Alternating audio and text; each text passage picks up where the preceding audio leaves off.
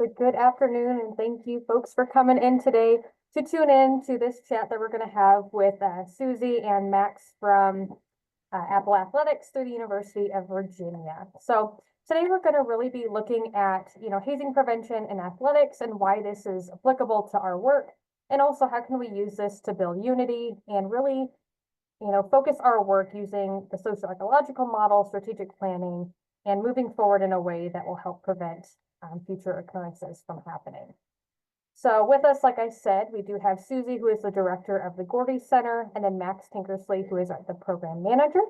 We've been working with them for years, on and off within IHEC and other substance use capacities. So I'm going to go ahead and turn it over to them, and they can share a little bit about themselves. And if you guys have questions, please feel free to drop them in the chat, and I will moderate that as we go. Thanks so much, Annabelle. And thank you for all of you that are with us live and those of you who are watching this later on. We tried to make this be a little interactive, even in a webinar format. So we do really appreciate if you put stuff in the chat, and thank you, Annabelle, for monitoring. And if there's any questions that come up, like relevant to a particular slide, like we're happy to pause. We made sure we have plenty of time for questions at the end, but if you've got anything like about a slide that we're on, we're happy to like pause, answer that question, and then so we tried to get our time set accordingly. So I'm Susie Bruce. I'm director of the Gordie Center at the University of Virginia and the Apple Training Institutes. Apple stands for Athletic Prevention Programming and Leadership Education. And I have been at the university, I'm in my 25th year. And so my whole career has been around substance misuse prevention, health promotion, and much of that also working with college athletes. Max, if you'll introduce yourself, and then we'll get rolling in the presentation. Hi there, I'm Max Tankersley. I'm the program manager here in the Gordie Center. I've been in this role for the last year and a half after graduated from UVA right here. So I've been on grounds and in this community for a while. I work primarily with Apple Athletics and our student athletes, both here at UVA and nationally through our Apple Training Institutes, for substance misuse prevention and hazing prevention efforts. Great, thanks, Max. So as you can see in the bottom corner of our slide, that is our mission, that we work to end hazing and substance misuse, not only among college students, but also among high school students, because we know those of us who work on college campuses, a lot of the issues that we're seeing are really beginning before they ever step foot on a college campus. And so we don't just serve UVA, we serve the nation. I mentioned what Apple stands for, and that is really the leading national training symposium for student athletes and athletic departments to promote health and wellness and work to prevent substance misuse in college athletics. Annabelle mentioned kind of what our goals are in this session as we looked at pulling this together. And it really is a focus on understanding the athletics culture and how to adapt your prevention strategies. And with that, we're going to start with our interactive pieces. And if you have your phone, or you can also go to a different tab on your computer, we use something called Mentimeter, which we think is a lot of fun, really helps with engagement with students. So it's a good opportunity to try it out on your own if you haven't used it before. So you can either use your phone and scan that QR code, or anytime you can go at the top of any interactive slide, it'll have menti.com. And then there's a specific code that lets you sort of play along with each presentation. It's totally anonymous. It's a really great way of getting feedback. We'll have some that are like short answer that let you see that. And I will remove the QR code in a moment once people have had a chance to kind of scan in. But it's a really fun way, and it's a really good way of getting honest opinions from students when you're giving presentations. And you can actually, if you get the sort of pro version, you can actually download everything into Excel. So it's a really great way to do some easy evaluation for programs. And I'm doing my patter while people are scanning in, hopefully, and having a chance to use this. But it's a really nice tool, and you can join at any point. So if somebody skips a question for whatever reason, they can join back in. So it's different than some of the other platforms. And no, I don't get paid by Menti. We pay them for a professional license, but we've really found it's improved engagement both in virtual and in-person presentations. So, I'm going to get rid of this just so we can all see what that is, because you can still join with menti.com. So let's see, it should give us, so about a quarter of the people, 3/4 of the people who responded to this are high school athletes. So congratulations, because that's a lot of work to be a high school athlete. And Max was a high school athlete. I was not, but I am the parent of both a former high school athlete and a current college athlete. So I'll give some examples of my son's experience. And the person who picked none of the above, you'll know we didn't put other because he wants to just be othered. You can put that in the chat if you like to tell us what, actually, because we should have had sort of a none of the above, right? So that was none of the above. So that at least gives you a little sense. I always want to start off with some acknowledgements of some of the sources. So some of what you'll hear today is based on our experiences working with students, again, as a parent of a college athlete, but there's some really wonderful resources out there.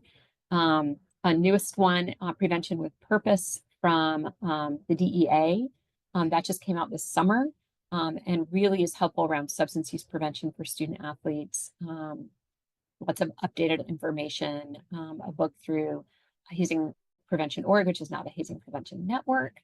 And a lot of these documents kind of inspired some of our suggestions and encouragement. And then just some of the great researchers that are out there. So if you're not familiar with hazing prevention in athletics, these are definitely the go-to places to start to get more in depth than we can give in a short webinar. So if you Google teams suspended and hazing, you'll get a million things in just a few seconds. There's just a lot around hazing in college athletics, and it's not just men's teams. A lot of very public, very well-known schools. You probably have heard of many of these different issues. We could also put football, but we are trying to be, I think a lot of people talk about football, but you can see, it's some of this in high school even. But if you are on a college campus and you're doing some of your work around fraternities and sororities, that's what people usually think of when they hear about hazing in college. You're really missing out on a lot of what's happening if you're not also including athletics in some of your programs and really working with athletics around alcohol education as well. Because not only, in all of these situations, student athletes lost their seasons. Their teams are torn apart. And, there's a lot of lingering impacts. So there's a lot of trauma that happens with hazing, emotional abuse. And a lot of times the student will need to transfer to another school. Unfortunately, it's often the student who was the whistleblower who put their hand up and said, this isn't okay. So there's just a lot that goes on with hazing, specifically in athletics.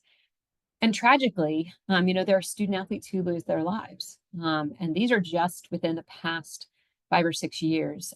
James Gilfetter, who was a baseball player at Lyon College, McCray Williams, who was a goalie on a lacrosse team. And we work pretty closely with McCray's family. They do a lot around medical amnesty, because that was part of what happened, what led to McCray's death. So if you're interested, the McCray Williams Foundation has a lot of resources, because what they found in some of their research is that student athletes are less likely to be aware of medical amnesty policies, and they're less likely to access them. So they do a lot around best practices in medical amnesty specific to the athletics culture. So we're going to be talking about some of the negatives and some of the not so good stuff about athletics. So we do want to always start off with what are the positives. 3/4 of you said you were college or had been high school athletes, so you probably are well aware of some of these wonderful things about athletics. Just the friendships, that community. It's a wonderful stress management tool. I know as a parent, that has been one of the things, especially through the pandemic, that really helped my kid still be engaged in outdoor sports, something that was safe, that led to a lot of positive things. And people want challenge, and these are really healthy ways of creating challenge for yourself, being part of something bigger than yourself. That structure and the mental health benefits of athletics is really pretty critical. So with that, I'm going to turn it over to Max to start looking at what are some of those risk factors around hazing in athletics. Thanks, Susie. Yeah, so we're going to start going through those unique factors that are, specific to the college athletics context. We consider this a scouting report when athletes and teams are getting ready for their next big challenge, their next opponent. You got to know what you're coming up against. And we like to use that language around, really knowing what the challenge is. So first, we're looking at this NCAA socio-ecological model that they developed to focus on college athletics culture, to identify risks and also protective factors, which we'll get into. Coaches are included as a part of the team environment here. You can see where it's nestled within there. And the athletics department is part of the campus environment. So really looking at both the people and those structures that are in place, and where the challenges are and where the interventions are within those levels. So we've got some participation for you all. Again, what do you think? What might those risk factors be? Looking at individual, team, campus, or society level.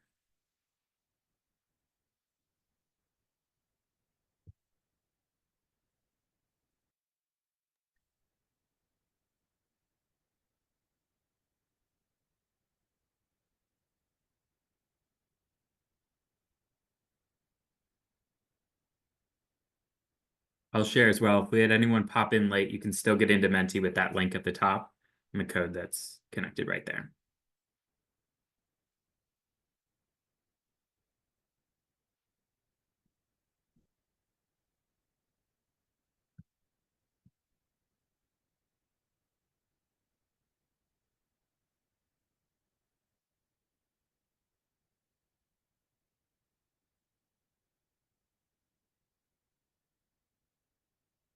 Feel free to put some responses in the chat as well if that's easier. We just want to know what do you think before having the information presented to you? What might raise those risk levels on any of those different levels, individual, team, campus, or society?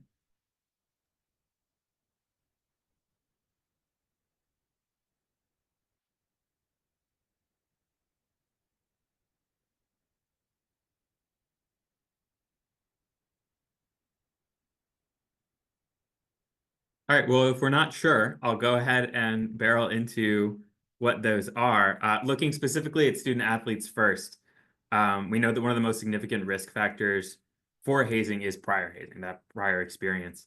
We know 79% of collegiate athletes report being hazed as a high school athlete. And the strongest predictor of mild and severe hazing is perception of teammates' approval. We're going to get into this with coaches as well. But that really presents a high risk of when the group thinks that their peers approve of the behavior. And we see very often there's a culture of silence, and really folks agree that the hazing should be happening, but there are assumptions being made about folks staying silent and approving. We know the highest risk of alcohol use is on recruiting visits. That's NCAA D1 and folks being on scholarship. We know for individuals with high athletic ability, they can be a target. Those who don't show the pain of hazing can bring on greater violence. We're going to talk a little bit about the sport ethic later and that idea of like toughness and not showing pain or harm within athletics. And that can bring on a greater risk of hazing. And also stronger athletic identity. Folks who are really tied to athletics as a huge part of who they are. It can be hard to break out of that cycle of hazing. So talking about team environment now, we've looked at the individual student athletes. Tradition is a significant risk factor. A lot of the work we do with teams is talking about how we can alter traditions and how we can keep them and make them safer for folks. Again, hazing beliefs, including that teammates approve of hazing. That's a really high risk factor that we want to highlight. Perceptions have a big role here. Student athletes will think that the team supports hazing as a whole, but in many cases, it's just a vocal few, right? The folks who are speaking up. Important to note that if we don't have data on the actual beliefs and norms of student athletes, we can't address and either promote healthy attitudes or challenge them. So it's really important that we're getting that data and finding a way to gauge what the actual attitudes of the student athletes on these teams are. High competitive level is associated with high risk for teams as well. unmet needs for creating team cohesion, right? Like teams really do need to have a high level of cohesion and a bond to be successful. That's a big factor in winning and success on the field or pool or court or whatever it is. And if that need's not met, there's a risk for hazing. And also coaches' beliefs, right? Including believing that there's nothing that can be done from a coach's perspective and that they're just going to leave it up to the student athletes. That presents a really high risk.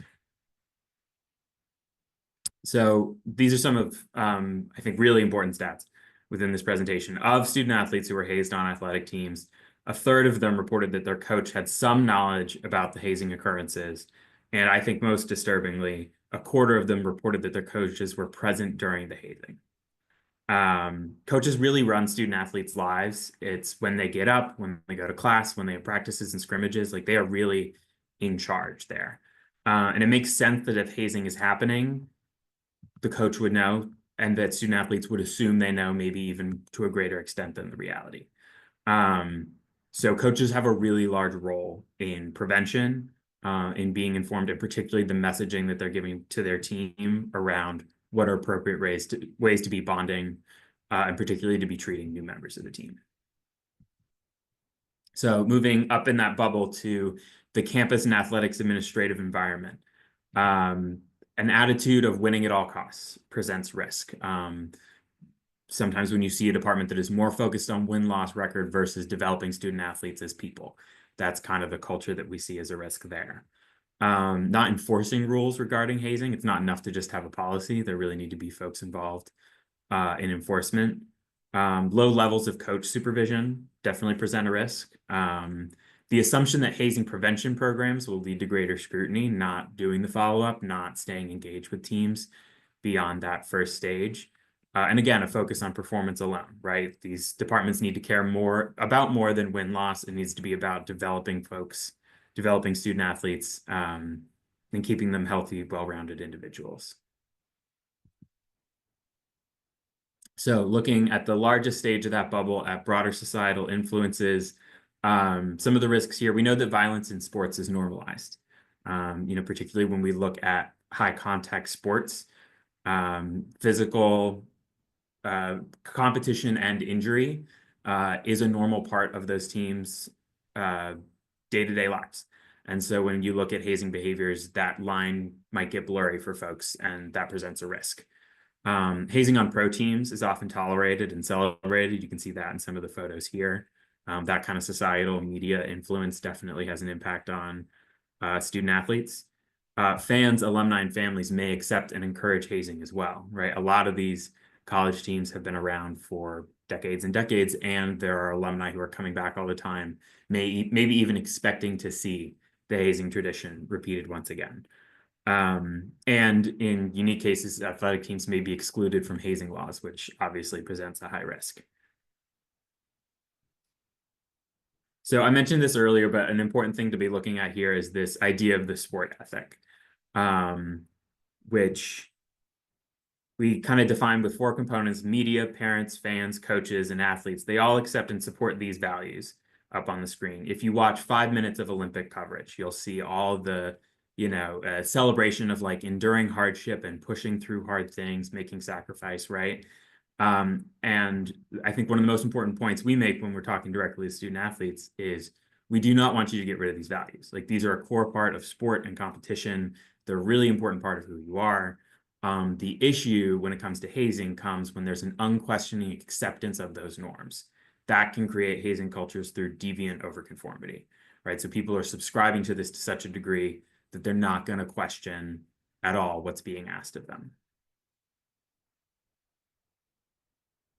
And so this is one of, I think, the most important, impactful messages, particularly for coaches and athletes, is that when you look at the research, hazing does not deliver success. This is a quote from this study that we're working with that I think is really impactful. With regard to cohesion, there's no significant relationship found between hazing and cohesion, suggesting the notion that initiations enhance cohesion in sport is untrue. If you hear from athletes and coaches that hazing is bringing them closer together, forming a bond that's going to help them win on the field, you really can't tell them. The empirical data says that's not true. And right here, I'm going to turn it over to Susie. Hi, back on. Thanks, Max. So now we're going to look a little bit at some of the data around hazing and what do we know from national data. I'm guessing if any of you are involved in hazing prevention at all, you're familiar with the study from Elizabeth Allen and Stop Hazing. That really is the biggest and best sort of national survey of what's happening on campus. And this is where we see that basically hazing among student athletes is at the same rate as what we see in fraternities and sororities. So it really is what is happening to the majority of our college athletes. And I'll note that in the Hazing and Views study, this does include club sports. It does not include intramurals, those that are just, happening on your campus. But, there are national championships in club sports. These are teams that are practicing weekly. They've got coaches. They are traveling to compete. So although they may not be on scholarship and they have to pay for everything, it is a strong part of their identities as an athlete. So just as an aside, if you're not familiar with all the details of the study, but you can see, almost half, alcohol is involved in almost half of those hazing incidents among student athletes, and about a quarter of more significant, large amounts of alcohol. And again, as Max just mentioned, about a quarter of those students, and these are students who were hazed, said they believe their coaches were aware of the activities. So there's a lot of room for growth and what we can do around hazing in athletics. One of the big factors is that hazing happens pretty early. So when we look at what's happening with our college athletes and maybe why, questioning, well, why aren't they speaking up? That's because over a third of them were hazed in their sports teams in their high school years. Another study found, about 13%. So that's, like 1 in 8 kids age 12 or younger has been hazed. And, a lot of it is some of these, we actually get calls here at the Gordie Center when we'll have parents who are saying, maybe my kid is a freshman in high school and they're being asked to do these completely ridiculous but embarrassing things. And I get pushback from the coach. I get pushback from the other parents, almost saying like, well, if your kid can't do this dumb thing to join a team, maybe they shouldn't be on the team. So we know these things are happening. And what they're really doing is they're priming these high school students, middle school students, to not be bothered. It's conditioning, it's desensitizing them to hazing experiences. So it makes it harder for them to really identify, like, this is wrong. I shouldn't have to put up with this when they're in college. So there's a lot of information on this. So I put some little circles and things to help us make sense of this, but I think it's a really interesting, some interesting research to look at. So you can see here, this line is all athletes, including high school and college. Here's our high school and here's our college. So the reason I circled this here, put this little arrow here, is to show that when we look at hazing experiences, as the competition level goes up, it's more competitive in college than in high school. We're seeing, the percentage of students who are experiencing hazing go up. We're seeing more among males than females, but certainly, close to half of females are experiencing hazing. But here's the good news. This is what we want to transition a little bit into, is when we look at positive initiation rituals, and there are many in athletics, right? Here we see that a majority of high school athletes are experiencing positive ways about joining teams, and that goes up in college. So even though hazing is going up, we're also seeing more teams embrace positive ways to create team bonding. So what we need to do is really build on a lot of those positive things that are already out there. So a lot of teams are doing great things. We need to focus on doing more of the good stuff and then identifying and getting rid of more of the hazing. So what does it look like when we're talking about hazing in athletics? We see some of the similar behaviors we would see in non-athletic groups. There's some harassment and intimidation forms of hazing. So what does this look like in athletics? Some of these are, pretty gross, or, we're getting into Title IX violations as well as some of that alcohol use. And it's definitely a lot of, putting somebody in their place. And when I presented this slide and talked with folks afterwards, I've sometimes had people say, are you saying we should we should really start focusing on cleaning up the bus or bringing out the equipment? And I'm like, I'm never going to say that's the hill you should die on. But when we talk with athletic teams, we'll put it out there. We'll go, well, what do you think about having to clean up the equipment? What do you think about that? And just begin to raise awareness that, it is hazing if it's not something that's rotated, like the freshmen do Mondays and the sophomores do Tuesdays. And, if you start looking at that, or is it like family groups? So there's smaller groups that are rotating through. If it's just the freshmen all year long, what's the point in that? Which is usually, well, that's how we've always done it. And I had to do it and I don't want to have to do it again. So it is setting up a hierarchy. So those are, I think, some conversations, and these are some of the ways you can talk with student athletes, talk with coaches. Again, not like you should be getting rid of this altogether, but just sort of planting some seeds to have some discussions. Sometimes one of the things we'll hear about is, well, it's tradition, and this is just how we do it, and you need challenge, and you need to earn your place. And what I would say is what the research says is your success is in spite of this as a team. It's not because of the hazing.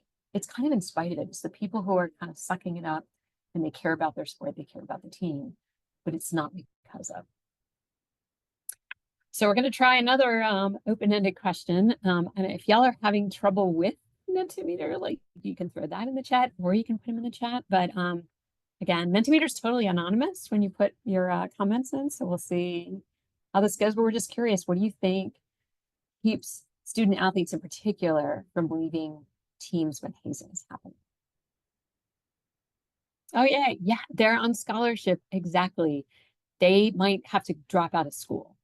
So that's particularly Division I. Division II, so again, if you're not familiar, as people are typing stuff in Division II, there are scholarships, they're partial scholarships. You usually earning more in your academic scholarship, but still that can be the difference between, staying in school or not. No scholarships NCAA Division III. Right. So that intimidation, what is going to happen on the team if I drop out? And we will hear well, we're going to make it worse for everyone else. Yeah, there's a lot of pressure not to say anything, not to let coaches know, keep it quiet. We've even seen situations where team captains didn't know about the hazing. It was other seniors. And when they were planning things like the group text, they kept the captains out because they knew that they would shut it down. Now we found out about those. That's how I know the story. But there are those kinds of things, right? Exactly. What are my future plans here? What if I leave this team? That's my future, right? And athletic identity. Exactly. Who am I? So thank you for playing along with us on that one. And you mentioned many of the same things that we hear when we talk with student athletes and ask them this question. And we kind of put it in kind of 3 different bins. Most of these will fall in there. That one is just that internal pressure, internal or external. So that, you mentioned a lot of those. Clearly, financial pressures could be part of that. And when we look at, we're in the age of NIL now, and how much, a student who's got a pretty big social media presence, they're not on the team, that's a lot of money that they're losing potentially. That athletic identity, there's a lot of pressure to just suck it up. There's a sense of shame that can come in too. The other things we've heard from student athletes are, my team's doing really well. I don't want to miss out on that. Kind of how bad can it get and what'll I miss? Afraid of judgment from the other team members if they report or if they leave. And then family pressures. So again, scholarships, NIL, playing professionally. Maybe you have a parent who played, maybe at the same school, this is what we do. And just that family pressure, not to give in. Under the spiral of silence, of course, we had the locker room here since that's where a lot of things happen. We mentioned before, they think the coaches know about it. The coach might not, but the coach runs everything else in their lives. So they might assume that the coach knows And so that makes it seem like nothing's going to happen if I report it. The coach already knows about it. Sometimes the upper class students will be like, we're doing this because we need to know that we can depend on you. So when we're in a clutch game, you doing all of this stupid, ridiculous stuff or offensive, wild stuff means we'll count on you. So there's that sense of pressure as well. And one of the biggest factors in getting help is having a network outside the organization. So that's whether it's a fraternity, sorority, other kind of group. But we know our student athletes are less likely to have those networks, especially as freshmen. So I can give you an example. My son, his entire freshmen on his team are all in 2 floors of one building. So that's a lot of the people that he's meeting. It's hard to build relationships with people who aren't on the team. So again, there's a protective factor that maybe is missing for a lot of athletes. And then under too invested to walk away. So maybe again, it keeps going back, scholarships, NIL. What are your future athletic goals? You're hoping to play afterwards. And reporting hazing really puts that athletic identity at risk if they decide to quit the team.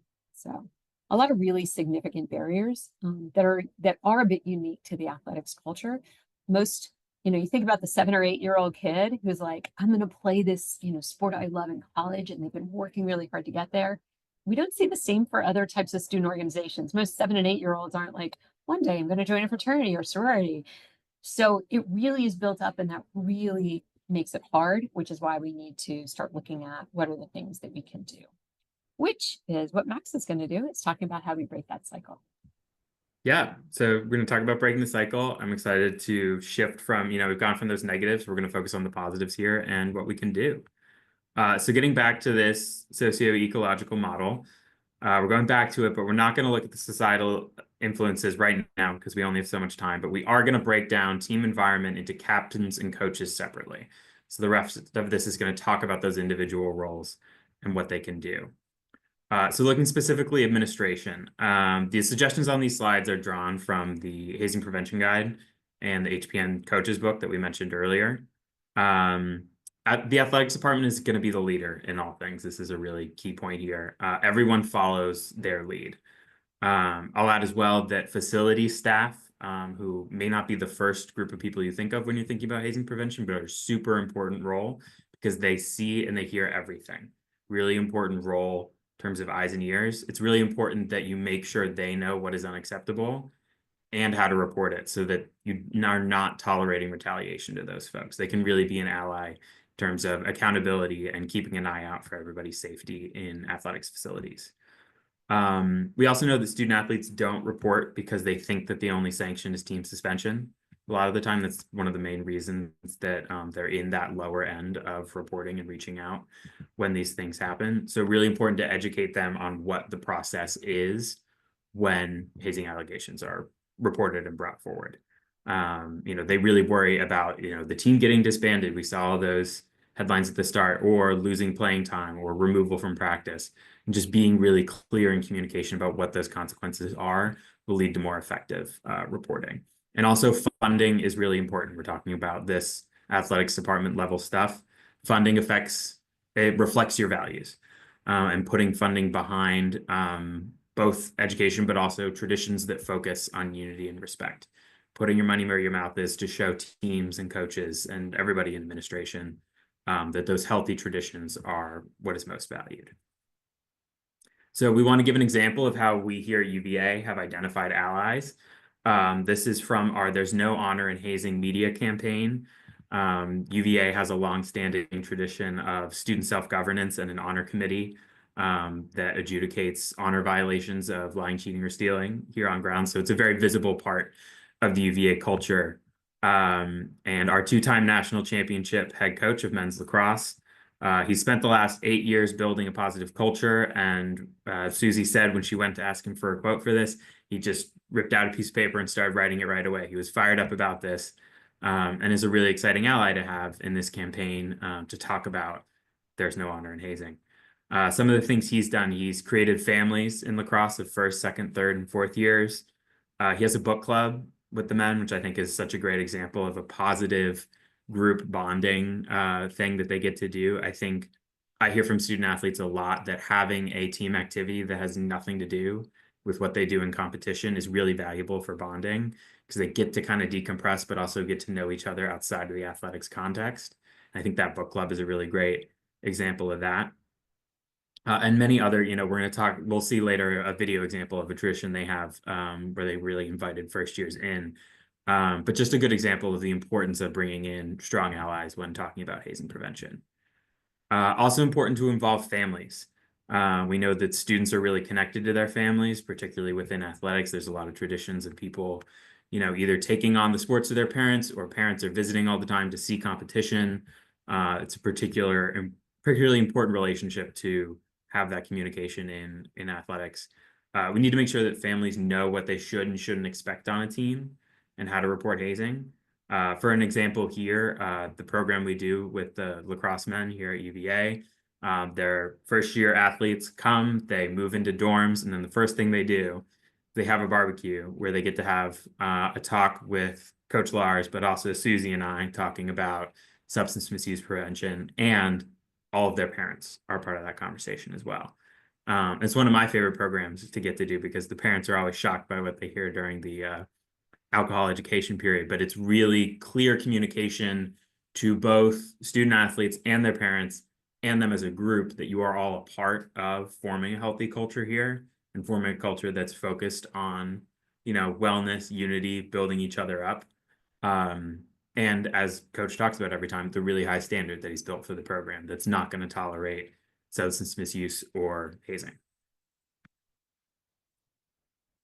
So now talking about this coach's role, we say be like Ted. If you're a Ted Lasso fan like me, you know that his whole thing is bringing the team together, forming positive traditions, and really getting to know individuals. It's really important that anti-hazing messages are communicated regularly with the team. It can't be something that's just said once, and it's got to be said really explicitly. It's like a drill is kind of the analogy we like to use with coaches. You've got to get it into your muscle memory. It's got to be a regular thing that's a part of your team's routines. We've got this quote here: "Why are you hurting the people you're depending on to win?" Right? Like, it's important for athletes to be building one another up to be successful. And again, really focusing on the events and the ways people are bonding, planning positive events and traditions that include challenge. We always want people to be challenged, but within limits, where, it's healthy, they're meaningful rituals, and the teams are working together to be successful, rather than forming a hierarchy or putting anybody down. Got a quick video here. We really like this quote from, this is former Mets manager Buck Showalter talking about hazing in professional baseball. I thought it was required that they have to be. I don't do that to people in today's world. Embarrassing somebody, it's kind of like the Clubby Olympics. When you don't want anybody to get hurt and you don't want anybody to be embarrassed. I hate embarrassing people. It's like the whole hazing stuff. That's so stupid. Oh, it was done to me. Well, it was stupid when they did it to you. I never understood the rookie hazing BS. Come on, man. The guy's got your uni on. He's trying to help you. Why don't you make his path a little easier? It's like when people say, they did it to me. Well, it was stupid then, wasn't it? Never been a big hazing fan.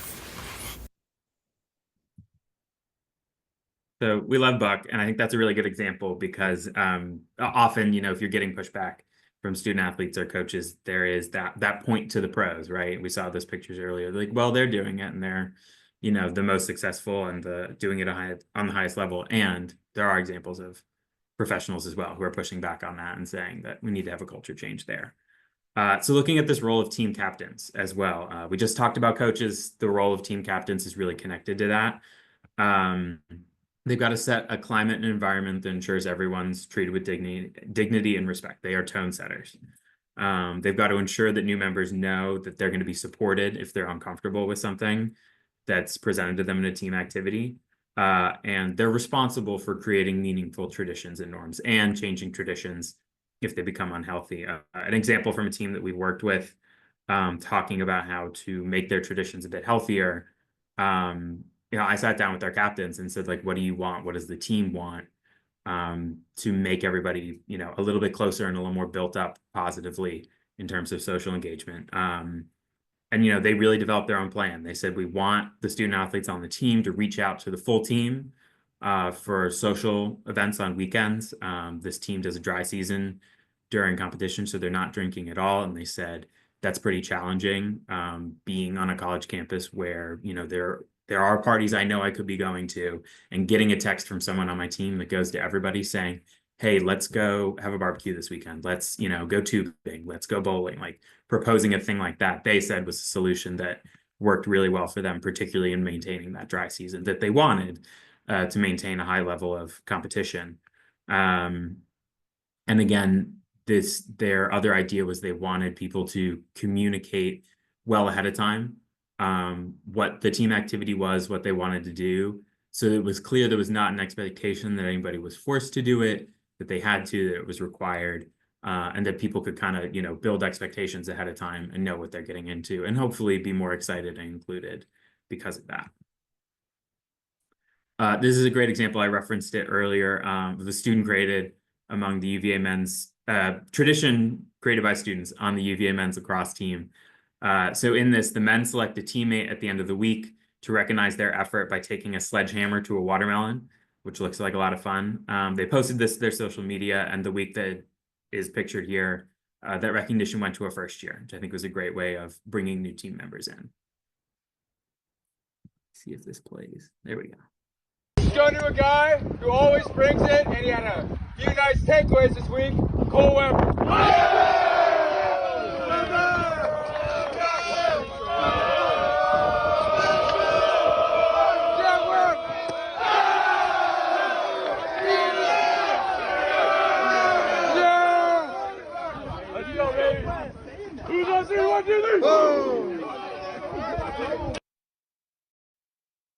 So I think that's a really good example of a positive tradition that brings in first years. Pause for 1 sec. There we go. This is another resource that we want to offer you all. This is available for free on Gordie.org and the Apple Athletics site. It's a quick 90-second video we developed that I think is really helpful for guidance on how to build healthy team traditions. You want new teammates to feel like they worked hard to achieve something great. The privilege of representing your school and contributing to a winning team. Welcome new teammates by focusing on activities that promote the best aspects of athletic teams, developing athletic abilities, growing leadership skills, and creating friendships.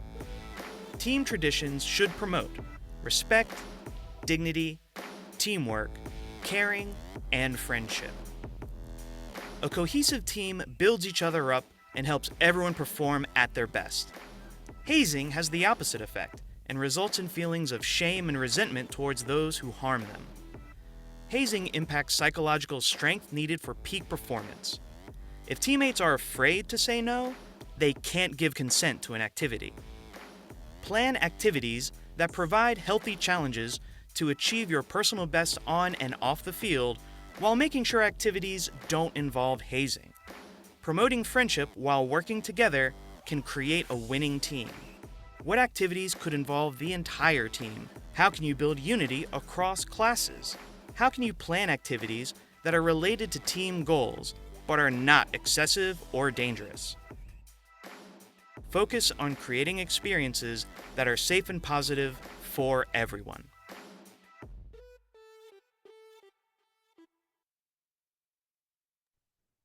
All right, so getting into the student athlete element of breaking the cycle here. Reporting to coaches is a really important part of this year, as well as reminding teammates that hazing is not worth the risk to your season. We saw those headlines at the start, and I think student athletes are becoming more and more aware of those consequences, and they're becoming more visible in many ways. And also communicating to new teammates that acceptance on the team is based on contribution to success, and really that message of you have earned your place here, and now we're going to go compete together as a team.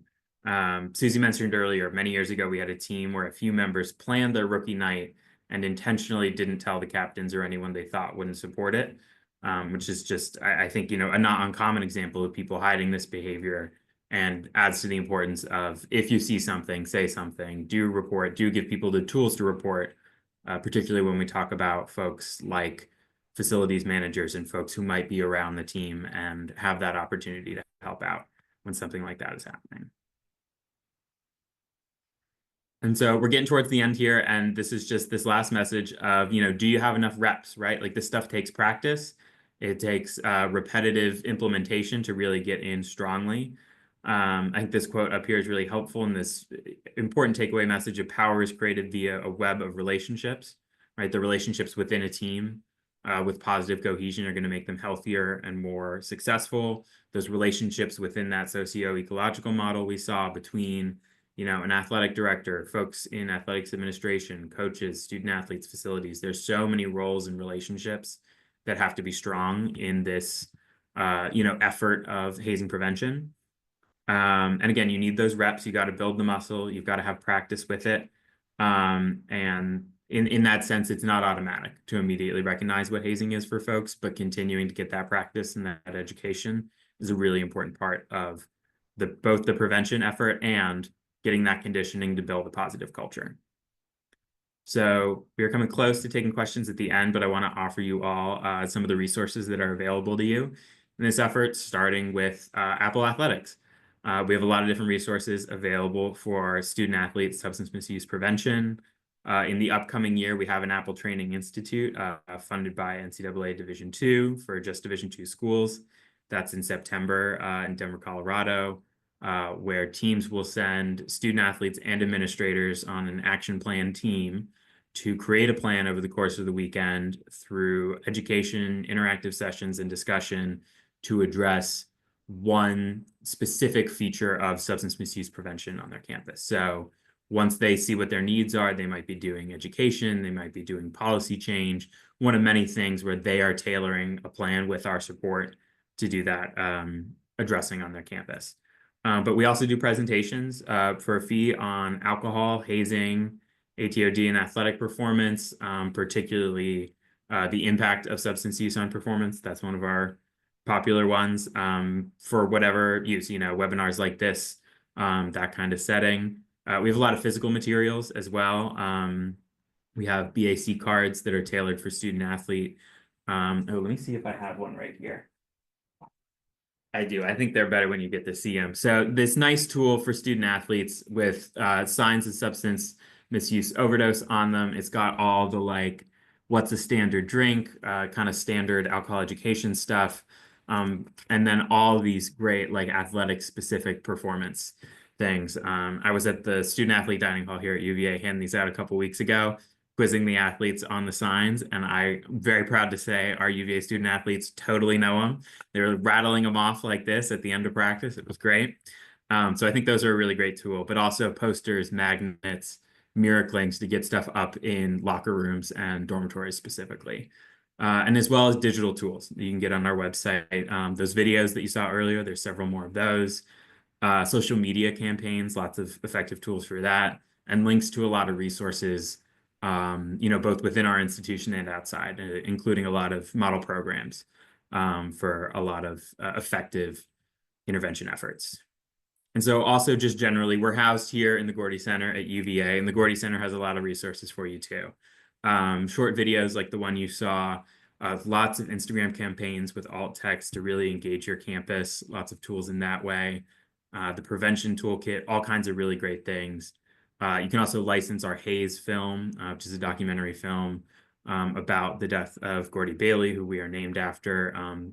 That comes with facilitation tools and a guide for discussion that we do all over campus with athletes. We do it with Greek life here. It's a really helpful education tool. I think students really engage with it. They find it very impactful if you're looking for a tool of that kind. And I think that is everything I have to share in resources. I'm ready to move to Q&A.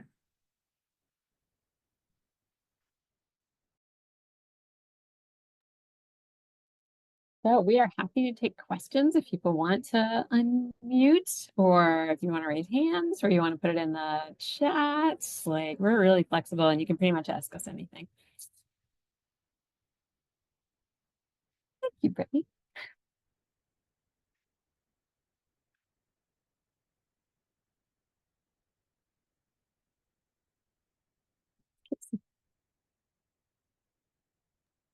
No questions from me, but just want to thank y'all for this great information. This is a new topic for me. I've primarily worked in chronic disease prevention and saw the opportunity to join this and really glad I did. Thank y'all so much.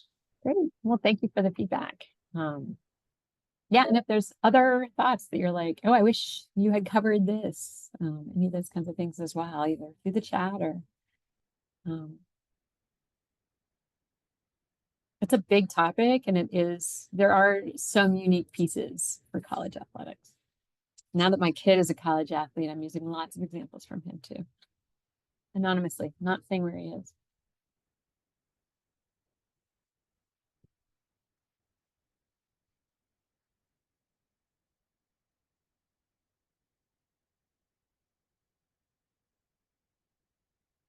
Thanks, Annabelle, for putting our website in the chat. And I'm also going to put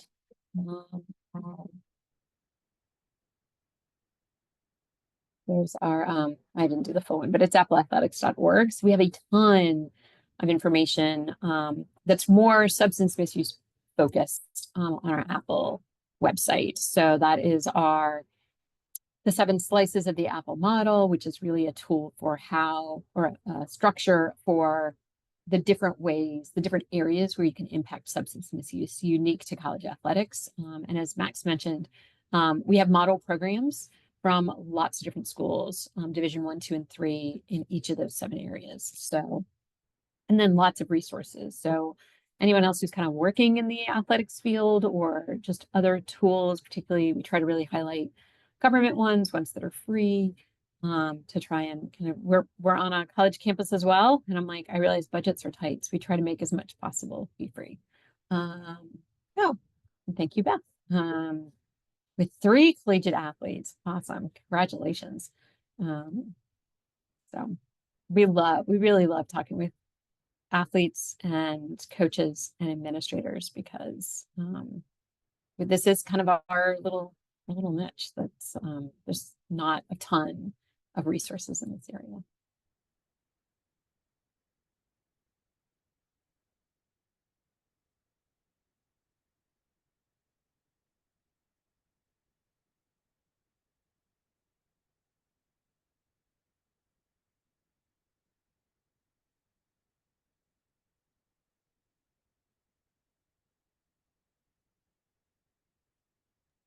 I was gonna say, if there's any other questions, we can just wrap up for the day, but I'm definitely going to share this with a handful of folks from institutions that were asking me for it.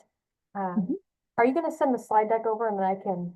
And I thought about that today. I'm like, did I already send you the slide deck? I will do that as a PDF. And we're also, I know some people are like, this is getting recorded. I don't want to ask my question. So Annabelle, if you don't mind, if you're ready to stop the recording, and we're also happy to stay